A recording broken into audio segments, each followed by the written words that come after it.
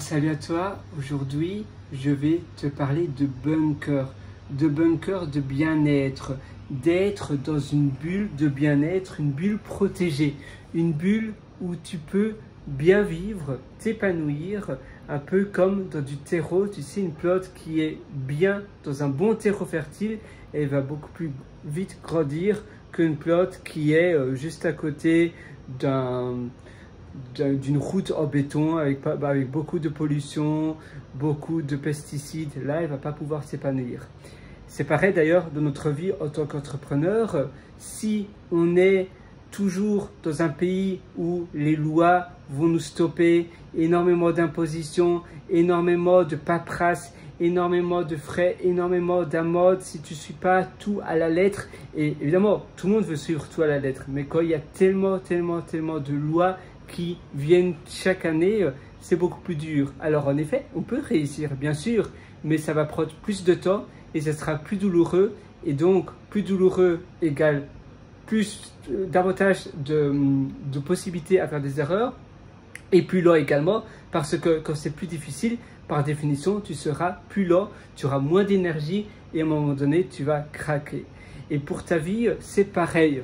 Quand tu es dans un endroit où justement ça te pousse vers l'eau, c'est un endroit propre, un endroit qui est en sécurité, un endroit où les gens sont positifs, un endroit où toi, chez toi, tu n'as pas de fouillis partout, c'est minimaliste, c'est clair, tu peux penser clairement, sainement. Ça fait toute la différence.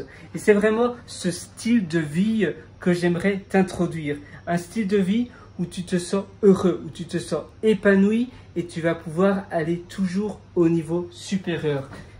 Une vie où tu es bien, tout simplement. Parce que c'est vrai que, d'accord, je vais me dire, d'accord, mais je suis dans mon HLM de 5 mètres carrés, comment veux-tu que j'ai une belle vie? Oui et non. En réalité, c'est d'abord et avant tout dans la tête. Deuxième chose, c'est pas parce que tu es dans un HLM que tu vas trouver une excuse. Tu peux rendre ton appartement admirablement beau. D'abord, regarde toutes les choses que tu as. Tu as certainement beaucoup de choses que tu as accumulées. Toutes les choses que tu n'as pas utilisées pendant les 3 à 6 derniers mois, mets-les dans des bacs en plastique, mets des post-it, mets la date d'aujourd'hui et regarde dans les 6 prochains mois, ou plutôt tout ce que tu n'utilises pas maintenant, parce que tu ne sais pas si tu vas les utiliser. C'est difficile de se dire, je n'ai pas utilisé cela pendant les 6 derniers mois. C'était quoi il y a 6 mois? C'était au mois d'août? Ah non, c'était au mois de septembre? Ah, je ne sais plus. Non, maintenant, tout ce que tu ne vas pas utiliser aujourd'hui, tu mets dans des boîtes en plastique, tu les étiquettes, tu mets la date d'aujourd'hui et dans 3 à 6 mois, tu regardes à nouveau chaque boîte et toutes les choses que tu n'as pas sorties des boîtes, eh bien, tu les donnes, tu les jettes ou bien tu les revends. Aussi simple que cela. Ça, c'est la première chose pour se débarrasser de tous ces encombrements. La deuxième chose, c'est d'avoir tout simplement un intérieur agréable à vivre. Voilà, je vais simplement fermer. Moi, j'aime pas aussi les portes, c'est bien de les laisser fermer. Et la même chose avec les garde-robes.